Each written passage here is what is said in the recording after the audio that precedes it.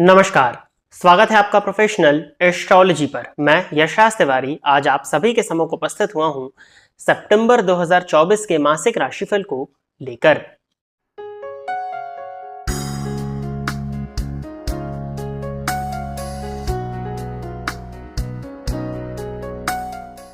आज के इस राशिफल के कार्यक्रम में हम चर्चा करने जा रहे हैं कि आपका करियर कैसे होने वाला है, आपकी फाइनेंशियल कंडीशन इस मंथ में कैसी रहेगी, साथ ही साथ आपकी लव लाइफ, आपकी मैरिड लाइफ, आपकी हेल्थ एवं आपके एजुकेशन के विषय में इस राशिफल के कार्यक्रम में आज चर्चा होने जा रही है। जैसा कि आप सभी दर्शक जानते हैं, जो राशिफल का कार्यक्रम होता है वो गोचर पर आधारित होता है। इस मंथ में सितंबर 2024 में 3 ग्रहों का गोचर परिवर्तन होने वाला है। सबसे पहले बुध अपनी राशि को परिवर्तन करेंगे 4 सितंबर 2024 के दिन। ये कर्क राशि से निकल करके सिंह राशि में प्रवेश करने वाले हैं।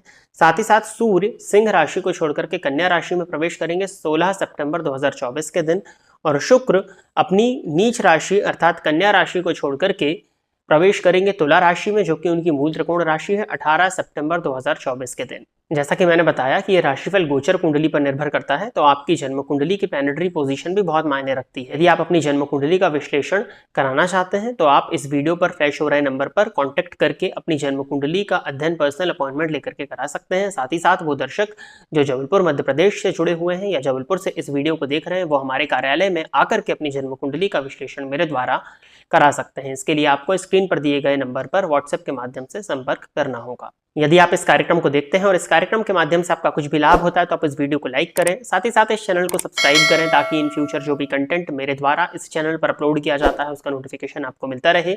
यदि इस कार्यक्रम के माध्यम से आपका कुछ भी लाभ होता है तो आप इस वीडियो को ज्यादा से ज्यादा लोगों के साथ में शेयर करें, ताकि और भी लोगों का लाभ हो और उसका माध्यम आप सभी दर्शक बने। अब हम चर्चा प्रारंभ करते हैं राशियों के क्रम में। 8वीं राशि अर्थात वृश्चिक राशि के जातकों के लिए सितंबर 2024 का यह मंथ क्या लेकर के आ रहा है। वृश्चिक राशि के जातकों के लिए देखा जाए तो राशिपति बनते हैं मंगल, और ये पूरे मंथ ही आपकी गोचर कुंडली के अष्टम भाव में संचरण करने वाले हैं। इसके कुछ पॉजिटिव पॉइंट्स भी हैं तो कुछ नेगेटिव पॉइंट्स भी हैं। मैं दोनों ही आपको बताता हूं। हम पॉजिटिव पॉइंट्स से शुरुआत करते हैं। अकस्मात रूप से धन प्रदायक आपके लिए मंथ बनने वाला है। गोल्ड इत्यादि यदि आप लेना चाहते तो इस मंथ में ले सकते हैं। अपने धन को यदि गोल्ड के माध्यम से संचित करना चाहते थे तो आपके लिए मंथ काफी अच्छा है। स्पिरिचुअलिटी की फील्ड में यदि आप जाना चाहते थे, तंत्र मंत्र साधना इत्यादि से यदि आप जुड़े हुए थे तो आपके लिए मंथ बहुत अच्छा है। ज्योतिष की फील्ड से यदि आप हैं तो ज्योतिष में आपका मन और लगेगा। रिसर्च आप इस मंथ में कुछ कर सकते हैं। रिसर्च के फील्ड के यदि आप विद्यार्थी हैं तो भी ये मंथ आपके लिए कहीं ज्यादा अच्छा दिखाई दे रहा है। नेगेटिव पॉइंट की तरफ जाते हैं तो आपको आपके स्वास्थ्य से संबंधित परेशानियां, हड्डियों में जोड़ों में दर्द की शिकायत, रक्तजन्य विकार आपको इस मंथ में देखने में मिलने वाले हैं, तो आपको इसका ध्यान रखने की जरूरत है। कुछ भी परेशानी यदि आपके स्वास्थ्य में आती है तो जाकर के डॉक्टर से अवश्य ही मिल लीजिएगा। गुप्त रोग होने की संभावनाएं भी इस मंथ में बनती हैं। अपने चरित्र पर नियंत्रण लगाइए, क्योंकि 11वें भाव में शुक्र राहु की दृष्टि से दृष्ट हो रहे हैं, जो कि सप्तमेश और व्ययेश होते हैं। तो कहीं ना कहीं स्वास्थ्य से संबंधित परेशानियां आपको इस मंगल के गोचर काल के चलते हो सकती हैं। बाकी जो पॉजिटिविटीज हैं वो मैंने आपको शुरुआत में बता दी। करियर के पॉइंट ऑफ व्यू से देखा जाए तो ओवरऑल करियर आपका इस मंथ में काफी अच्छा होने वाला है। मान सम्मान की प्राप्ति, आपके कॉन्टेक्ट्स बढ़ते हुए इस मंथ में दिखाई दे रहे हैं। अगर आप सरकारी नौकरी करते हैं तो भी ये मंथ आपके लिए काफी अच्छा होने वाला है। सरकारी नौकरी के लिए यदि आप प्रयासरत हैं, सरकारी नौकरी में जाना चाहते हैं तो सरकारी नौकरी आपको इस मंथ में मिल सकती है। स्पेशली 16 सितंबर तक समाज में आपके मान सम्मान की वृद्धि होने वाली है। बस हाँ, आपके द्वारा कही गई बातों को तोड़ मरोड़ करके पेश किया जा सकता है बाद में, जिसके चलते आपकी छवि को धूमिल करने का प्रयास किया जाए। परंतु मंगल की स्थिति कुछ हद तक तो ठीक ही है, तो आपको बहुत ज्यादा चिंता करने की जरूरत नहीं है। शनि की दृष्टि भी 6th हाउस पर है, तो शत्रुओं को वो अपने आप ही कमजोर बना देगी। द्वितीय भाव पर मंगल की दृष्टि होने के चलते आपकी वाणी में कड़वाहट देखने में मिलेगी, परंतु आपके पराक्रम में वृद्धि होने वाली है।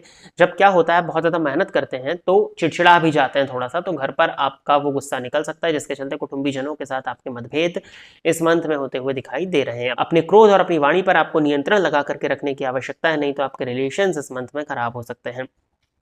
प्रेम संबंध के पॉइंट ऑफ व्यू से भी देखा जाए तो लव लाइफ आपकी इस मंथ में बहुत ज्यादा अच्छी होती हुई तो दिखाई नहीं दे रही है। 18 सितंबर के बाद में कुछ हद तक लव लाइफ में पॉजिटिविटी आएगी, परंतु आपके वीक कैरेक्टर की वजह से आपको इस मंथ में लव रिलेशनशिप में और मैं ये भी कह सकता हूँ कि मैरिड लाइफ में आपको परेशानियां देखने में मिल सकती हैं। तो अपने कैरेक्टर पर नियंत्रण लगा करके रखिए।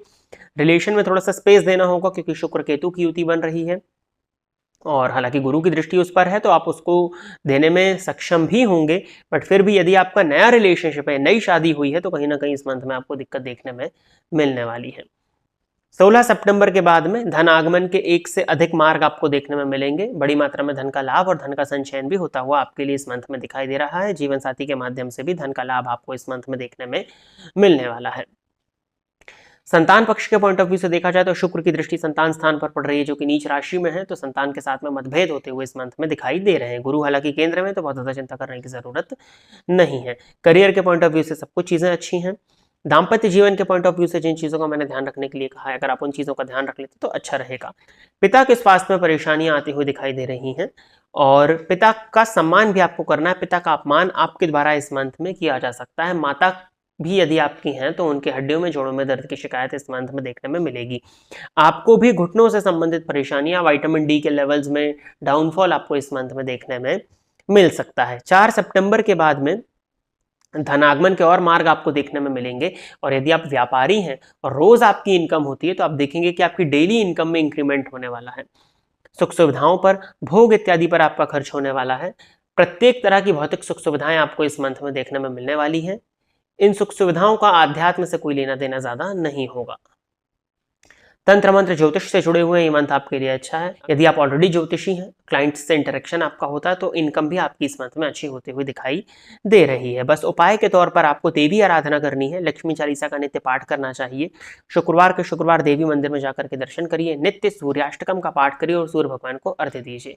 इतने उपाय यदि आप करते हैं तो ओवरऑल ये मंथ आपके लिए काफी हद तक बेनिफिशियल होता हुआ मैं देखता हूं। तो प्रिय दर्शकों, ये था वृश्चिक राशि के जातकों के लिए सितंबर 2024 का राशिफल। आशा करता हूं कि वृश्चिक राशि के जातक मेरे द्वारा बताए गए इस राशिफल के कार्यक्रम से संतुष्ट होंगे। यदि आप इस कार्यक्रम को देखते हैं और इस कार्यक्रम के माध्यम से आपका कुछ भी लाभ होता है तो आप इस वीडियो को लाइक करें, साथ ही साथ इस चैनल को सब्सक्राइब करें, ताकि इन फ्यूचर जो भी कंटेंट मेरे द्वारा इस चैनल पर अपलोड किया जाता है उसका नोटिफिकेशन आपको मिलता रहे। यदि इस कार्यक्रम के माध्यम से आपका कुछ भी लाभ होता है तो आप इस वीडियो को ज्यादा से ज्यादा लोगों के साथ में शेयर करें, ताकि और भी लोगों का लाभ और उसका माध्यम आप सभी दर्शक बने। आज के इस कार्यक्रम में बस इतना ही रखते हैं। नमस्कार।